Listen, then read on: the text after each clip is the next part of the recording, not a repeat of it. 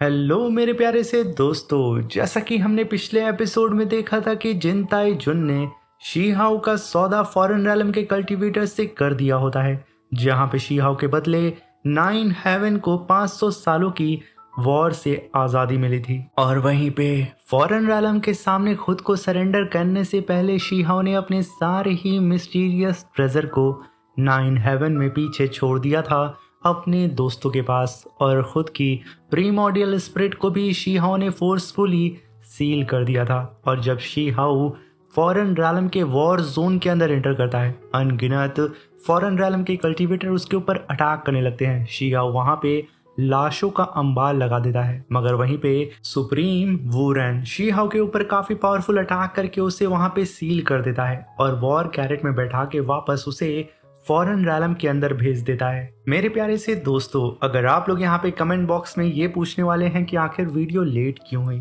इसकी सबसे बड़ी वजह यह है कि मैं रात के 12 बजे से अभी तक सिर्फ वीडियो को एडिट करने में ही अपने समय को बर्बाद कर दिया हूँ, क्योंकि फ़ोन पूरी तरीके से हैंग हो चुका था। एडिटिंग सॉफ्टवेयर फ़ोन में लॉगिन नहीं हो रहा था। बड़ी ही मुश्किल से मैं इस वीडियो को एडिट कर पाया हूँ, इसलिए जो भी वीडियो लेट हुई है उसके लिए मैं आप सबसे माफ़ी मांगता हूँ, और कुछ दिन में मैं इस प्रॉब्लम को हल कर दूंगा लोन लेकर के।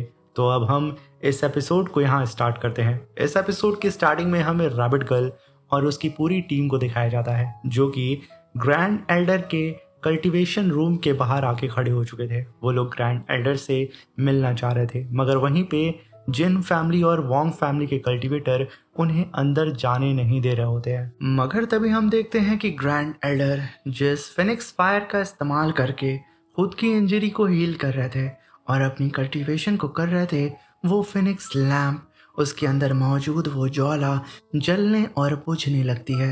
इसे देख करके सभी लोग एकदम घबरा जाते हैं कि कहीं ग्रैंड एल्डर को कुछ हो ना गया हो। तभी अचानक से हम देखते हैं कि उस लैम्प के ऊपर क्रैक्स पड़ने लगते हैं और एक धमाके के साथ उस लैम्प के अंदर से फिनिक्स बर्ड बाहर निकलती है। इस नज़ारे को देख करके सब के सब एकदम सदमे में चले जाते हैं। तभी वहाँ पे ग्रैंड एल्डर रैबिट गर्ल से शीहाओ के बारे में पूछते हैं। रैबिट गर्ल रोते हुए ग्रैंड एल्डर को सारी बात बता देती है। तभी ग्रैंड एल्डर बाहर आते हैं अपनी कल्टीवेशन रूम से और नीचे मौजूद उन सारे ही वोंग फैमिली और जिन फैमिली के कल्टीवेटर्स की ओर देखते हुए सिर्फ अपने हाथ को घुमाते हैं। उन सब को एक ही बार में वो पूरी ही तरीके से इरेज कर देते हैं। इन लोगों ने आखिर जुर्रत कैसे की थी ग्रैंड एल्डर के ही डिसाइबल्स को रोकने की। तभी ग्रैंड एल्डर सिर्फ अपना एक कदम रखते हैं। वो स्पेस को फाड़ते हुए सीधा ही आकर के खड़े हो जाते हैं इंपीरियल पास के गेट के बाहर। अब यहाँ पे अपनी आंखों के सामने ग्रैंड एल्डर को कल्टीवेशन से बाहर निकलता हुआ देख करके जिन फैमिली और वोंग फैमिली के कल्टीवेटर्स की हालत खराब हो जाती है। और तभी ग्रैंड एल्डर जमीन पे पड़ी हुई शीहाओ की दाला इमॉर्टल सॉर्ड को देखते हैं। वो तुरंत उस सॉर्ड को अपनी तरफ पुकारते हैं। शीहाओ की सॉर्ड बहुत ही तेजी से नाचते हुए ग्रैंड एल्डर के पास आती है और ग्रैंड एल्डर उसे पकड़ के हल्का सा स्विंग करते हैं और अपनी पावर को सीधा ही उस सॉर्ड के साथ फ्यूज करके वहां पे ग्रैंड एल्डर अपनी पावर को अनलेश करते हैं सीधा उन फॉरेन रैलम के सारे ही कल्टीवेटर्स के सामने। तभी वहां पे ग्रैंड एल्डर 10,000 दालाओ इमॉर्टल सॉर्ड एरो को बना के अनगिनत सॉर्ड से फॉरेन रैलम के कल्टीवेटर्स के ऊपर अटैक करने के लिए एक पूरा भवंडर बना लेते हैं और सीधा उस भवंडर से फॉरेन रैलम के सारे ही अनगिनत कल्टीवेटर्स के ऊपर ग्रैंड एल्डर सिर्फ अपनी सॉर्ड के इशारे से उन सारे ही फॉरेन रैलम के कल्टीवेटर्स के ऊपर अटैक कर देते हैं, जहां पे अब फॉरेन रैलम के कल्टीवेटर्स की लाशें जमीन से आसमान की तरफ उड़ते हुए जा रही थी। तभी वहां पे जिन ताइजुन पीछे से चिल्लाते हुए कहती है कि मैंग तियांग ज़ेंग, तुम आखिर करना क्या चाहते हो? कहीं तुम यहाँ पे ये सोच के नहीं आए हो कि आज के दिन तुम हम सबको मरवा दोगे? मगर तभी वहां पे ग्रैंड एल्डर अपनी स्वॉर्ड को हल्का सा स्विंग करके उसके ऊपर काफी पावरफुल स्लैश टैग कर देते हैं।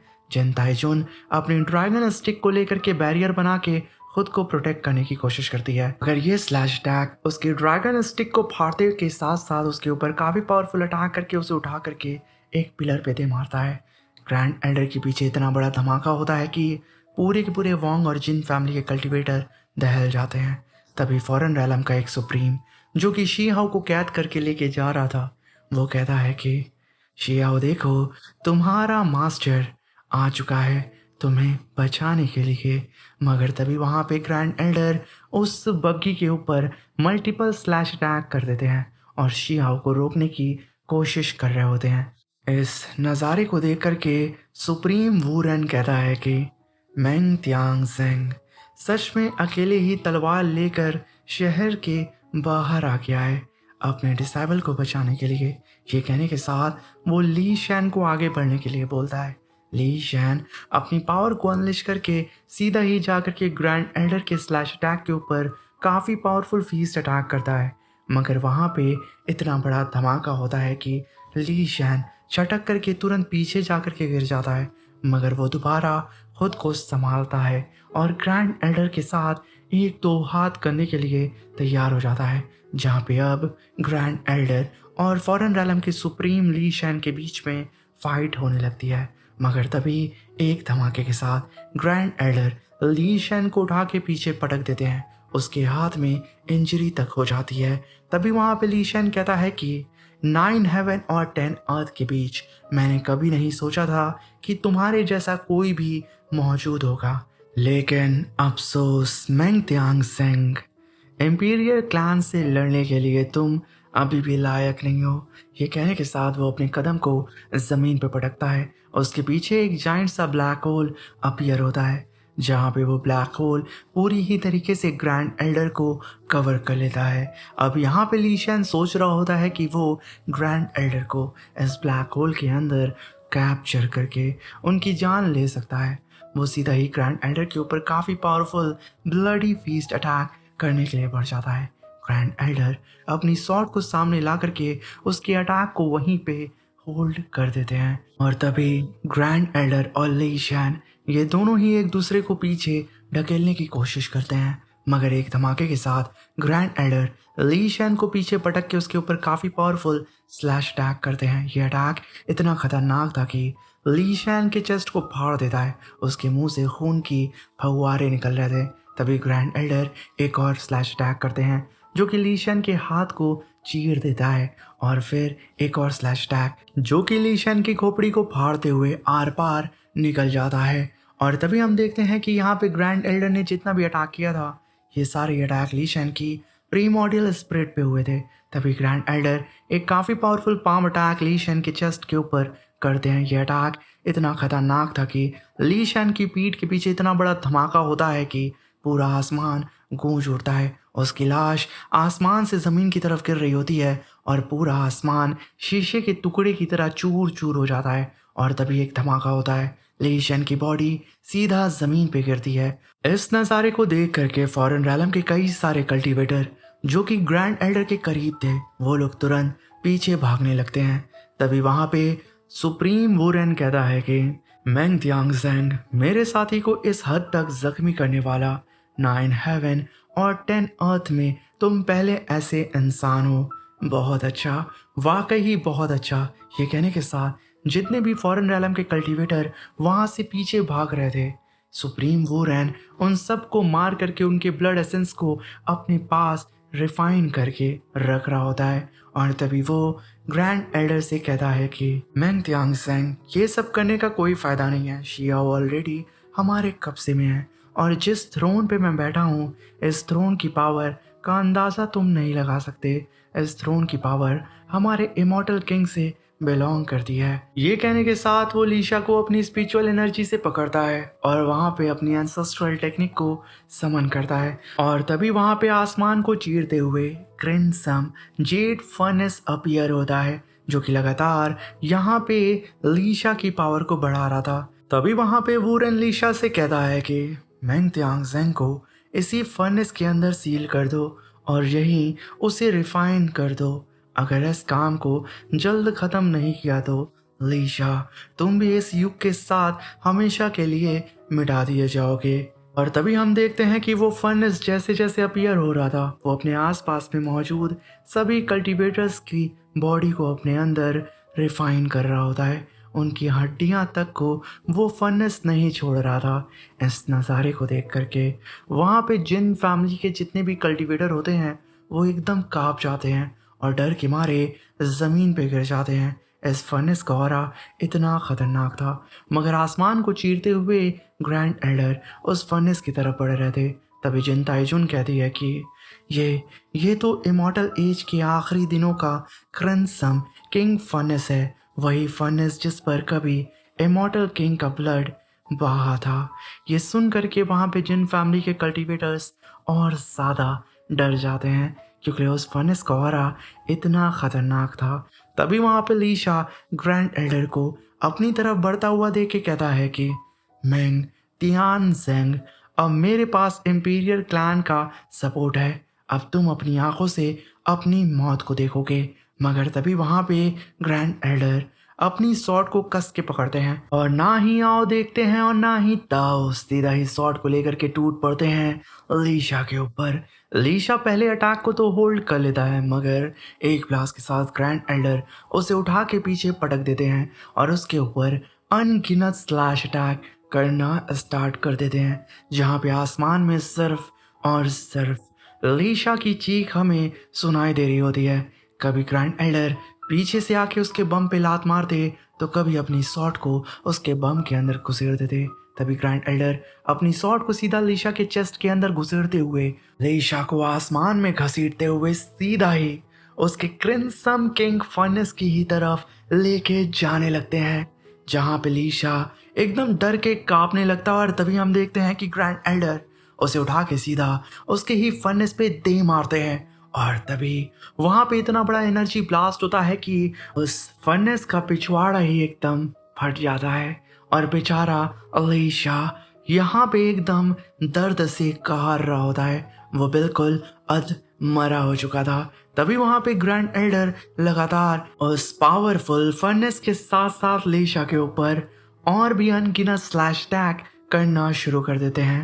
पूरा का पूरा आसमान कांपने लगता है और तभी ग्रैंड एल्डर पीछे हट जाते हैं। तभी हम वुरेन को देखते हैं जो कि अपनी पावर को अनलेश करके लीशा की पूरी बॉडी को उस फर्नेस के अंदर रिफाइन करने लगता है और उस फर्नेस की चोट को भरते हुए कहता है कि मैंने सोचा नहीं था कि मेंग तियांग जेंग मुझे इतना मजबूर कर देगा कि मैं अपनी पावर इस हद तक यूज करूं। ये कहने के साथ वो क्रिम्सन किंग फर्नेस को इवॉल्व करने लगता है और वहीं पे ग्रैंड एल्डर की नज़र उस कार्ट पे होती है जिसके अंदर शी हाउ कैद था। तभी वो कार्ट धुएं में गायब हो जाती है क्योंकि यहाँ पे वुरेन ने immortal jade wandering soul first style को समन कर लिया था, जहाँ पे उस घने कोहरे में एक जलती हुई आंख अपीयर होती है और आसमान में एक बदले से भरी हुई सोल अपीयर होती है, जिसे देख करके एल्डर मिंग हे कहते हैं कि ये बहुत बुरा हुआ, एक बार वो बदले की रूह तुम्हें पकड़ लेगी तो सीधा तुम्हें फर्नेस के अंदर खींच लेगी और वहीं तुम्हें जिंदा ही रिफाइन कर देगी। फॉरेन रैलम पहले ही इस टेक्निक का इस्तेमाल कर चुका है। इसने ना जाने कितने महान पावर हाउस को जलाकर ख़त्म कर दिया है। और वहीं पे हम देखते हैं कि उस जाइंट सी सोल स्पिरिट के हथेली पे ग्रैंड एल्डर मौजूद होते हैं जो कि अपनी स्वॉर्ड को उसकी तरफ पॉइंट आउट करते हैं। मगर यहाँ पे ग्रैंड एल्डर रत्ती भर उस सोल से घबराते नहीं हैं। वो अपनी पावर को अनलेश करते हैं और इमॉर्टल स्क्रिप्चर को समन करते हुए उस इमॉर्टल स्क्रिप्चर से सीधा ही उस सोल के ऊपर लगी हुई जंजीरों के ऊपर अटैक करके कहते हैं कि लेकिन हमारे 9 हेवन के शहीद सेज की रूहें अभी भी उसके अंदर कैद हैं, वो अब तक नींद में डूबी हुई हैं। ये कहने के साथ ग्रैंड एल्डर उस सोल के चारों ही तरफ बनी हुई सारी ही चेन्स को तोड़ देते हैं और उन सोल को आज़ाद कर देते हैं। इस नज़ारे को देख करके 9 हेवन का एक एल्डर कहता है कि ये हमारे 9 हेवन के असली हीरोज़ हैं। ये कहने के साथ वो एल्डर चिल्लाते हुए कहता है कि एंसेस्टर नींद से जागिए। इस बात को सुन करके प्रिंसेस यंग कहती हैं कि ये तो हमारे 9 हेवन के इमॉर्टल किंग हैं। आखिर मौत के बाद भी उन्हें फॉरेन रैलम ने रिफाइन करके इस्तेमाल किया है। जब एक इमॉर्टल किंग तक कुछ सुकून नसीब नहीं हुआ तो सोचो फॉरेन रैलम के हाथों गिरने का अंजाम क्या होता होगा। तभी वहां पे मिस जी कहती हैं कि अगर फॉरेन रैलम एक इमॉर्टल किंग को रिफाइन कर सकता है तो हमें भी कर सकता है। हर 100 साल में एक इंसान उनके हवाले कर देने से भी उनकी भूख कभी ख़त्म नहीं होगी। अगर ये सब ऐसे ही चलता रहा तो एम्पीरियल पास और क्रेंसम किंग फर्नेस में आखिर फ़र्क ही क्या रह जाएगा। तभी वहाँ पे प्रिंसेस यंग कहती हैं कि बिल्कुल मेरे एंसेस्टर की तरह मौत के बाद भी फॉरेन रैलम ने उनकी बेइज्जती की है। वो चिल्लाते हुए कहते हैं कि एंसेस्टर प्लीज़ प्लीज़ नींद से उठ जाइए और होश में आइए, प्लीज़ जाग जाइए एंसेस्टर। इस बात को सुनकर के अब 9 हेवन के सारे कल्टीवेटर्स आगे बढ़ने लगते हैं और चिल्लाते हुए कहते हैं कि एंसेस्टर हम सब आपसे विनती करते हैं, कृपया अपनी नींद से आप जाग जाएं। वहाँ पे हम साफ साफ एंसेस्टर की आंखों को लाल से पीला होता हुआ देख रहे होते हैं, मगर तभी वहाँ पे एंसेस्टर की आंखें फिर से लाल हो जाती हैं और वो अपनी पावर को अनलिश करते हैं और फिर से आंखें पीली हो जाती हैं। वो यहाँ पे अपने आप को उस फर्नेस से आज़ाद करने की कोशिश कर रहे थे, मगर तभी ग्रैंड एल्डर एक काफ़ी पावरफुल स्लैश अटैक उस फर्नेस के ऊपर करते हैं, जिसकी वजह से उस फर्नेस के ऊपर काफ़ी बड़ी दरार पड़ जाती है और तभी एक धमाका होता है और 9 हेवन के इमॉर्टल किंग आज़ाद हो जाते हैं। इस चीज़ को देख करके 9 हेवन के सोल्जर्स की खुशी का ठिकाना नहीं होता है। तभी वहाँ पे 9 हेवन के एंसेस्टर अपने सारे ही लोगों को देखते हैं, इम्पीरियल पास को देखते हैं, उन सारी ही चीज़ों को याद करते हैं। ग्रैंड एल्डर की आंखों में आंखें डाल करके सडन वो धीरे धीरे करके स्पिरिट फॉर्म में कन्वर्ट होने लगते हैं। उनकी जाइंट बॉडी अब धीरे धीरे करके फॉग में बदलने लगती है और वो ग्रैंड एल्डर को रास्ता दिखाने लगती है शी हाओ की तरफ का। और तभी वही स्पिरिट शी हाओ की बॉडी के चारों तरफ घूमने लगती है और शी हाओ की बॉडी के अंदर एंटर कर जाती है। अब यहाँ पे दो चीज़ हो सकती है, या तो शी हाओ को 9 हेवन के इमॉर्टल किंग की लेगेसी प्राप्त हो चुकी है, या फिर वो इमॉर्टल किंग सिर्फ अपनी स्पिरिट के जरिए ग्रैंड एल्डर को रास्ता दिखा रहे थे। इस नज़ारे को देख करके 9 हेवन के सारे सोल्जर्स अपनी मुट्ठी को कस के बंद करते हैं कि हाथों से खून की धाराएं बह रही थी और तभी वो लोग एक साथ चिल्लाते हुए कहते हैं कि हम सब खुद जंग के लिए तैयार हैं, हम शी हाओ को वापस लाने के लिए फॉरेन रैलम का रास्ता चीर देंगे, चाहे अपनी जान ही क्यों ना देनी पड़े, हम कभी पीछे नहीं हटेंगे। अपने शहीद हीरो के लिए हम आखिरी सांस तक लड़ते रहेंगे। इस बात को सुनकर के अब यहाँ पे जिन ताइजुन का थोबड़ा लाल हो जाता है, वो गुस्से में आगे बढ़ती है, मगर वहीं पे वोंग चैंग शैंग उसका रास्ता रोकते हुए कहता है कि रुक जा बुड्ढी, अभी सिर्फ तेरा चेहरा लाल हुआ है, आगे बढ़ी तो ये सब मिल करके तेरा पिछवाड़ा लाल कर देंगे। जहाँ पे जिन ताइजुन अपने कदम को रोक लेती है। तभी वहाँ पे एल्डर क्वीन मू चिल्लाते हुए सभी लोगों से कहते हैं कि साथियों, ये बुढ़ा जिसमें ज़रूर कमज़ोर हो चुका है, लेकिन अभी भी इस शरीर को संभाल सकता है। तुम सब बिना ही किसी फिक्र के जंग में जाओ।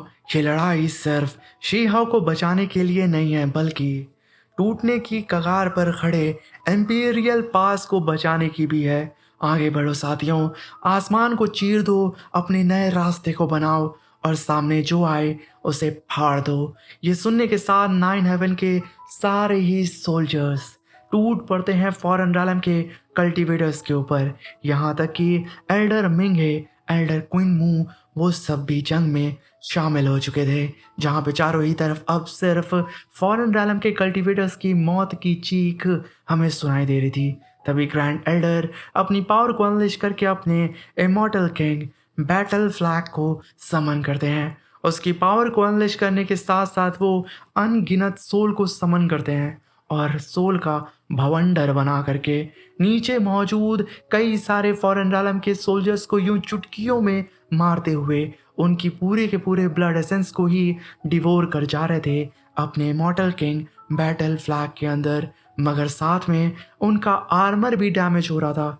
इतनी पावर इस्तेमाल करने की वजह से उनकी हालत भी खराब हो रही थी। इस नज़ारे को देख कर के मिस जी हू फॉरेन रैलम की सुप्रीम चिल्लाते हुए कहती है कि वो बुढ़ा पागल हो गया है। क्या उसे लगता है कि वो इम्पीरियल क्लैन के हाथों से किसी को बचा लेगा? उसे अभी के अभी रोको। वो लोग यहाँ पे शीहाओ की बग्गी को प्रोटेक्ट कर रहे थे और उसे फॉरेन रैलम के अंदर लेके जा रहे थे, मगर तभी वो सारे ही सुप्रीम मिल करके अपने अपने इमॉर्टल ट्रेजर को समन करते हैं और ग्रैंड एल्डर के ऊपर अटैक कर देते हैं। जहाँ पे एक ट्रेजर ग्रैंड एल्डर के बैटल फ्लैग को हैंडल कर रहा था, मगर तभी एक सुप्रीम अपने जाइंट हैमर से ग्रैंड एल्डर के ऊपर अटैक करता है। ग्रैंड एल्डर यहाँ पे अपने 10 रैलम डायग्राम को समन करके उस जाइंट से हैमर को ही पकड़ लेते हैं और अब यहाँ पे वो सारे ही सुप्रीम मिल करके ग्रैंड एल्डर की तरफ बढ़ते हैं, जहाँ पे उनके इमॉर्टल ट्रेजर आपस में लड़ रहे थे। वहीं पे ये लोग फिजिकल फॉर्म में आकर के ग्रैंड एल्डर के ऊपर अटैक कर रहे थे। तभी ग्रैंड एल्डर उन लोगों को पीछे ढकेल के आसमान में जाके अपनी पावर को अनलिश करके काफ़ी पावरफुल एनर्जी बीम अटैक अपने सामने मौजूद फॉरेन रैलम के हैमर सुप्रीम एल्डर के ऊपर अटैक करके उसे ज़मीन पे वहीं पे पटक देते हैं। मगर वहाँ पे बहुत ही तेज़ी से शीहाओ की बग्गी फॉरेन रैलम की तरफ बढ़ रही थी। ग्रैंड एल्डर का ध्यान भटक जाता है इस नज़ारे को देख करके। तभी फॉरेन रैलम के कल्टीवेटर्स उनके ऊपर अटैक करते हैं। एक अटैक को तो ग्रैंड एल्डर ने हैंडल कर लिया था, मगर तभी एक सुप्रीम पीछे से ग्रैंड एल्डर के ऊपर अपनी शॉट से अटैक कर देता है। ग्रैंड एल्डर उस अटैक को तुरंत अपनी तरफ आता हुआ देख लेते हैं और अपनी दालाओ इमॉर्टल शॉट का इस्तेमाल करके उस शॉट को अपने दूसरे हाथों से रोक रहे होते हैं। अब ग्रैंड एल्डर का दोनों हाथ बिजी हो चुका था। तभी वहाँ पे तीसरा सुप्रीम आकर के ग्रैंड एल्डर के ऊपर काफ़ी पावरफुल अटैक कर देता है। यह अटैक इतना खतरनाक था कि आसमान में एक धमाका होता है।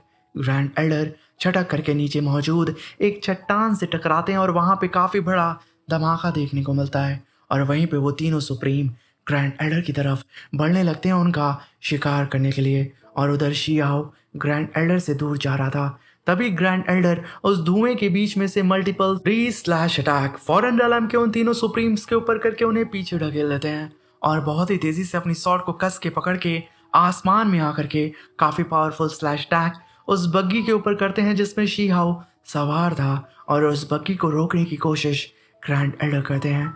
इसी के साथ मेरे प्यारे से दोस्तों ये शानदार सा एपिसोड यहाँ पे ख़त्म होता है। दोस्तों ये एपिसोड अगर आपको डिटेल में पसंद आया हो तो प्लीज़ चैनल को सब्सक्राइब करके अपने दोस्तों के साथ इस वीडियो को शेयर करके और साथ में लाइक कमेंट शेयर करके हमें सपोर्ट करें, क्योंकि आपके सपोर्ट की हमें ज़रूरत है। और 2K लाइक को कंप्लीट कर दें क्योंकि और एक लंबा एपिसोड बचा है। Thank you for watching.